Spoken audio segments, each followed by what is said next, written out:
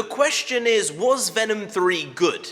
Yes. I'm gonna say it was okay, but the one thing it had that made up for the lack of quality was the amount of heart in this movie. It may not have been a 10 out of 10, it may not have been a 7 out of 10, it may not have even been a 6 out of 10, but they knew what they were doing, and that was a send-off for these characters that people have loved for the last 5-6 years. And the great thing is, they did that, and they had a lot of fun with it. There were quite a few laughs in this film. It did feel at times like we were the only people laughing, to be completely honest. But the jokes were landing, the music was a big part of the story, and that's something Venom's always done really, really well. And I like the way they took this story in some aspects. There are some aspects I didn't like. Overall, I'm happy with this as a goodbye. A few too many symbiotes, let's be fair. Yes, there was a lot of stuff going on. No spoilers here, but a lot of symbiotes and a lot of plot holes. I mean, the amount was almost nonsensical. NONSENSEI, you can attest to this. It was nonsensical, but it did make me cry.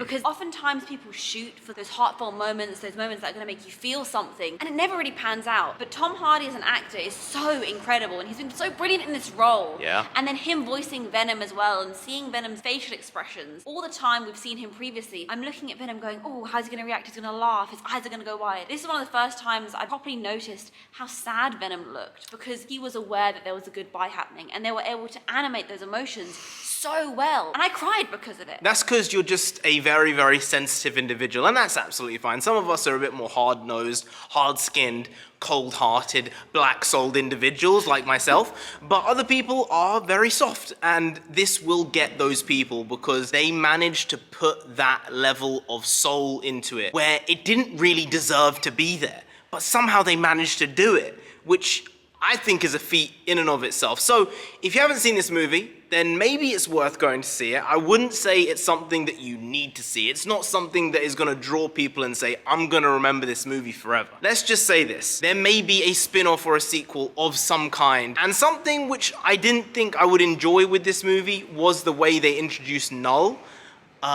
And I was right with it. Because they didn't really do it in a way I enjoyed. You're not gonna please everyone all the time. Sometimes you just have to say, hey, it wasn't for me. That aspect of it wasn't for me. Could it have been done better? Yes. But then again, everything can be done better. So 6 of these, half a dozen of those, and then you get this movie. Take what you can get. It's fun, it's a good time. And at the end of the day, what more can you ask for? Not much. There you go.